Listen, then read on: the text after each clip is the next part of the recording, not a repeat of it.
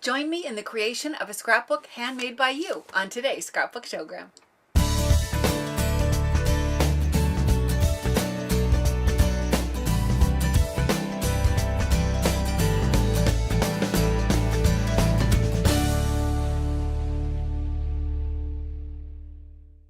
Hi, I'm Sandy Genovese and welcome to the Scrapbook Showgram. Here is a scrapbook that I'm in the process of creating for a friend of mine who has a brand new baby granddaughter.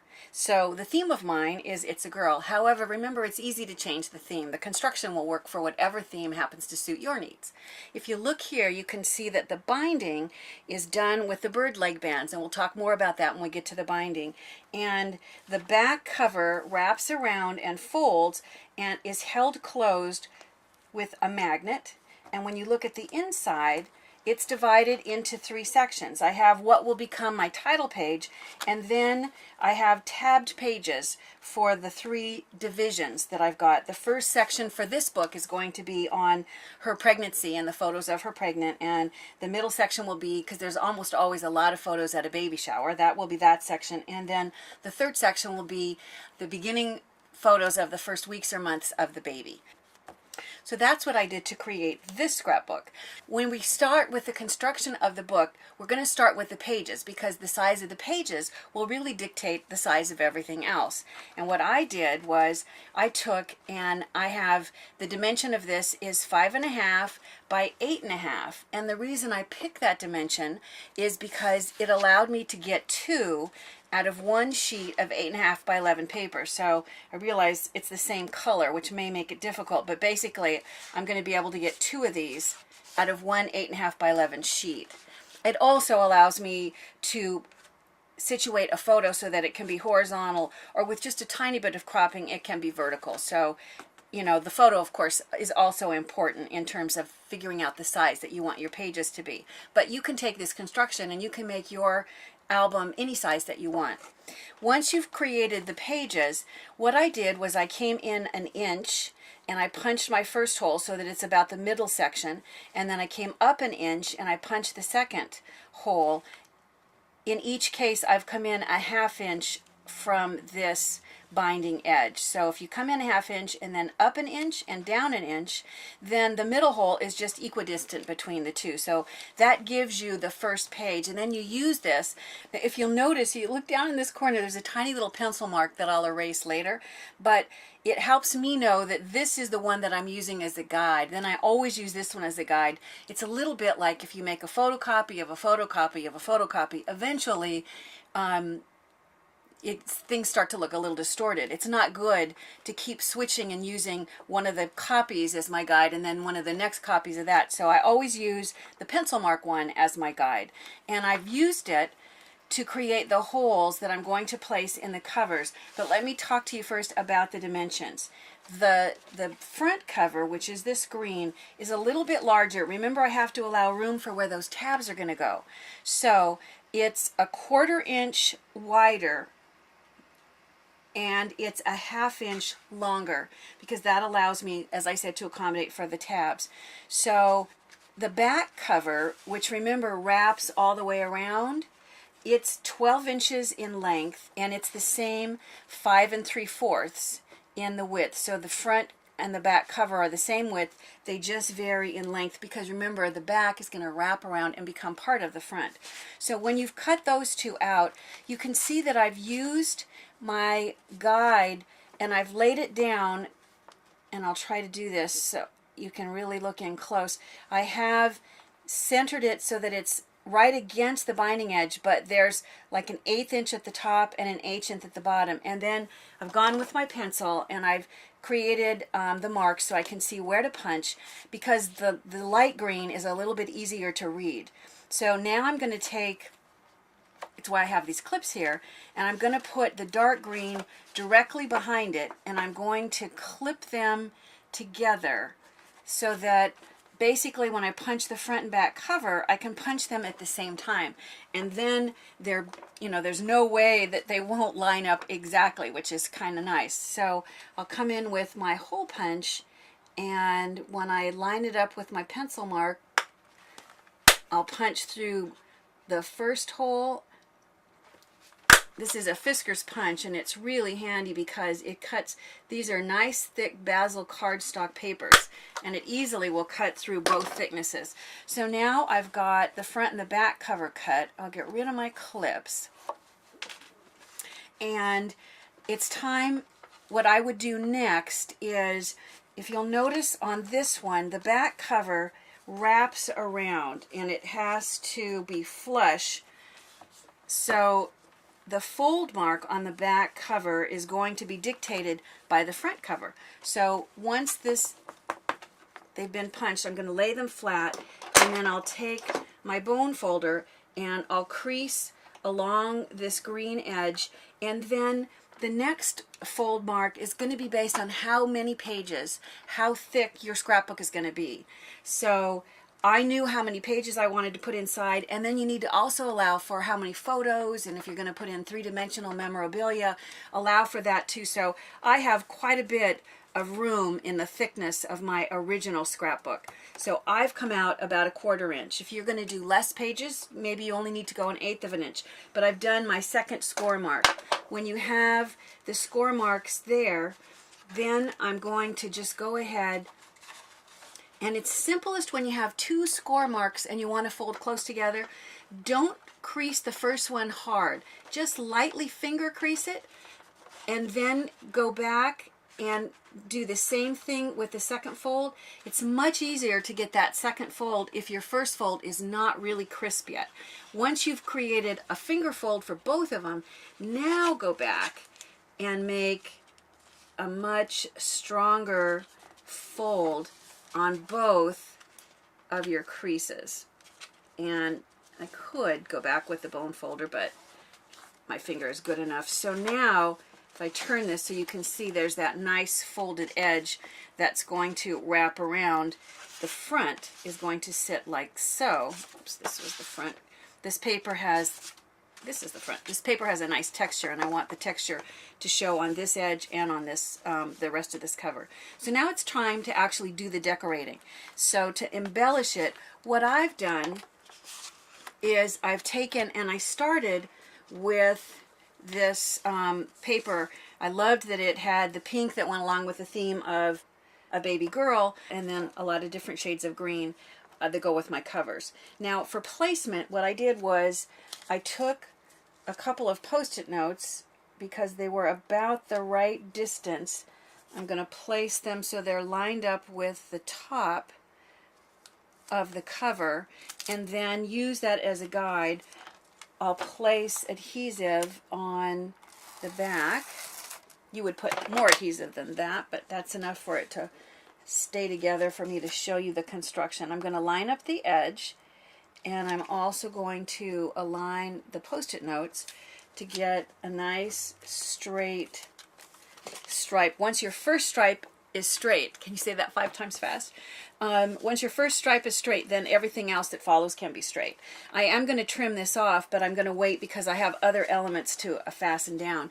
The next element is a piece of this lighter green, and what I did was I wanted it striped, and I didn't have any striped paper that was the right shade, so I'm going to take my white pen, and I'm just going to, by hand, create the stripes to create this patterned paper. So I'll just do enough so you get the idea. It dries really quickly. And here is one where I've already got all the stripes there. So I'm going to just turn it over, and I'm going to add adhesive to the back of this. Once again, you do more adhesive than that. And now I'll align this with the patterned paper and attach that. For the next section, this is a deeper pink that sort of coordinates with some of the patterns in the paper, and I love the combination of pink and red together. So what I did, in order to create the fatter stripes that you can see in this paper, is I started with the pink, and I took a red paper and I used it to create these stripes along the edge. I've already created the striped paper here that you see.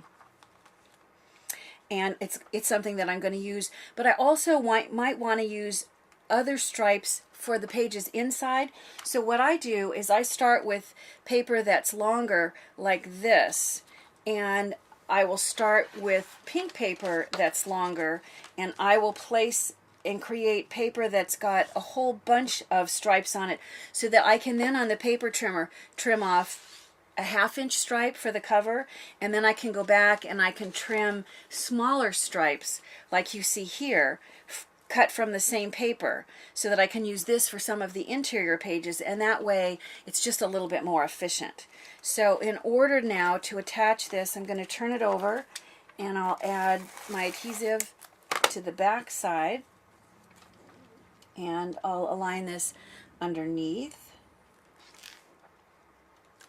And now I'll go back and I'll trim off any of the excess. You can see when I flip it over that there's also this pattern paper that I've covered over the hole. I'm going to need to go back and punch that out again, so it's easy enough to do with that guide there. So at this point I'm ready to add the embellishment, which is the It's a Girl. You can use the same white pin that I used to create this border to write it, or in this case I used a rub-on, and I'll bring this up so you can see. I used the rub-on that you can see right here that says It's a Girl, so I just cut it out and rubbed it on in order to create this element here. Now for the rest of the embellishment, that's actually the back cover that wraps around, you can see I started with a pink striped paper that I'll just put the adhesive on the back, and then I came in just, I don't know, maybe 1/8 of an inch from the edge of the paper, and I'll fasten that down. I'll trim off the excess and get that out of the way. Alright, and then at this point, using those same two shades, if you look here, it's the red and the pink, I just punched out a square and put a little pink strip over the top, and this I used just as a little bit of decoration, and I have it placed so that it's roughly not completely in the center.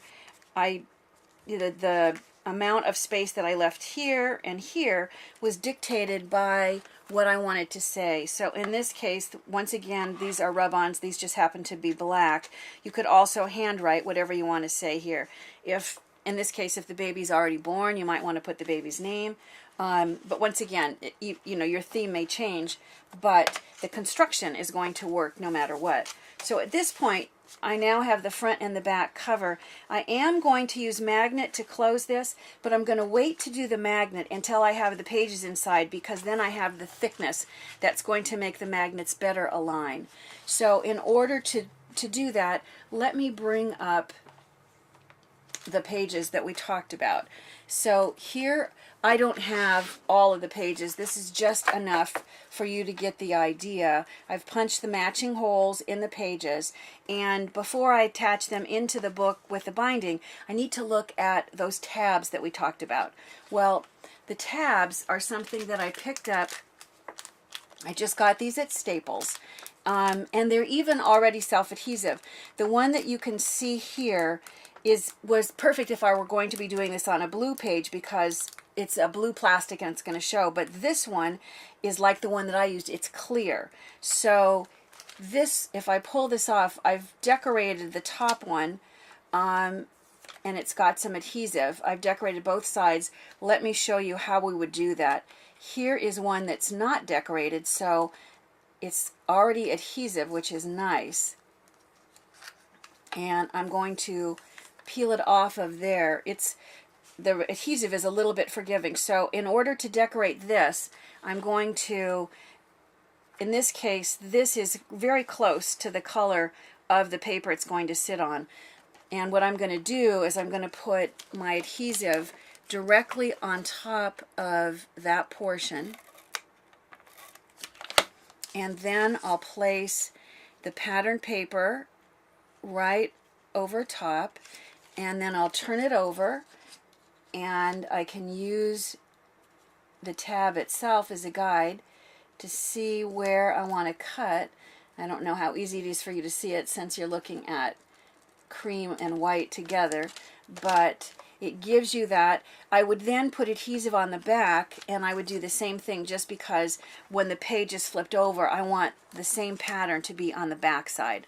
Once you've done both sides, then you're going to come and you need to just decide how you want to place these. What I did was I started in the middle, and since this is my top one, what I'm going to do is take the one that's already decorated, and I'm going to position this so that it is going to sit in the middle of this page. So if this, and you could measure it if you want to, but the adhesive makes it stick, which is really handy. So if this is the page that is going to be the middle, then I'm going to then take the page that would be the top and say, okay, if that is the middle section, then this is going to be the front section. And I can see it's confusing because I haven't, maybe I should go ahead, I'll go ahead and I'll put the patterned paper on this side as well.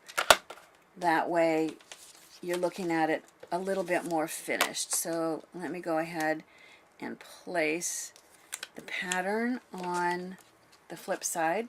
Now it's a little bit easier to see the guide. So once again, using the tab, I'm going to just cut around there. Now I've got the pattern on both sides. So now when I lay this down, you're not looking at an unfinished product. And I want to just position this. If I line up the two pages, I don't know if you can tell, I've got my, what would be the top divider page, the middle divider page, they need to align, and I'll use this so I can see, well, I want this to be like so. So because it's adhesive, it's now stuck to the back, but nice and clear. So I've got the top page, what will be the middle page, and then when I do the third page, that I'll have all the divider pages done, and then I would place them into the book, stack them again so that the holes are aligned. And now it's time to look at the binding. Well, let me bring up these bird leg bands. I have lots of them. We'll have a link to it on the site. It's easy to order, and let me just bring out a few of these so you can see. There are lots of colors. If I do this, you can see lots of sizes.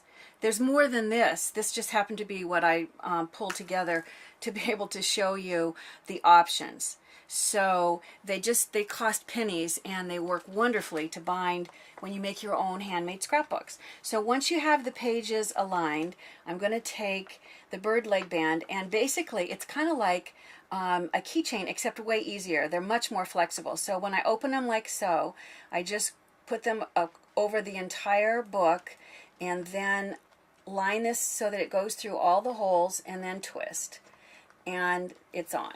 And so you would do that, you know, with all three holes. And of course, with, as I said, you'd have many more pages. Once you had more pages in here, then it's time to look at adding the magnet. I'm going to take my little Post-it note, and I'm going to place it in here so that it will facsimilate if I have a whole stack of pages, because I want to show you how to create the magnet that's actually the fastener or the closure for this book. What I did is I went to the hardware store. Now you can get magnet in sheets, you can get it in rolls. Once again, we'll put links to it on the site. We found lots of places for it. But of course, I wanted it really fast, so I just went to the hardware store, and they had it in rolls. They also had it in these strips. So I've taken the one strip, and I've cut one strip into fourths. So here you can see, here were the two pieces, and the other two pieces is what I used for the magnet portion of this album. So one strip, I was able to create the closure for two little scrapbooks. I'm going to put the magnet sides together, and you want to do it first because because of the north and south pole of the magnet, this is fighting me. It's not wanting to align. That means I want to turn it around and get a better alignment. Now they're lining up perfectly. So once you have the two magnet sides together, I'm going to remove the backing. Sometimes it's easiest to do that if you have tweezers to get it started. So I'm going to pull, it's self-adhesive, which is so handy, and I'm going to use this self-adhesive. I'm going to turn it over, oops, and I'll use the tweezers so that my hands aren't in the way. And I'm going to position this, oh, let's see, I think I want it to sit right about here. And fasten that down. Make sure that all your covers are aligned before you do the next step. And then I'm going to now remove the backing, leaving the two magnets together. And all I have to do now is just close this and press. And now when I pull it apart, they're stuck in a spot where they will align perfectly when they're closed. It doesn't bother me, as I mentioned earlier, for this to stay and have the magnet show, but this really bothered me how much it mars the look of the whole cover. And I didn't want to look at that ugly magnet, so I'm just going to take a piece of this pattern paper, and I'm going to use this in order to fasten it right over that magnet. It works because this paper is thin and it won't be too thick, so that it will still allow the magnets to click together. This is the backing piece that I pulled off the magnet. I can use that as my guide so that I can see where I want to cut, but it's easiest to put my adhesive on here first. So I'm going to turn it over and I'll put adhesive on the paper, and then I'll come back, and using this as my guide, I can see just about where I want to cut that. So I'll trim off a piece of the pink, and now I'll go back and place this onto the magnet so that I end up not looking at a big chunk of dark magnet, and it still will allow the magnet to close. I said, once again, because the pink paper is thin, so it will allow you to do that. So if we go back then and look at the finished one, you can see here is the magnet, and then inside the tab pages, and basically it's ready to go. Remember, it's easy to change the theme of the scrapbook just by changing out the colors and the embellishments. And you know what? That's the beauty of making it yourself. Don't forget to share your comments, and if you haven't subscribed, it would be great if you did, and don't forget to share us with your scrapbooking friends. Bye for now.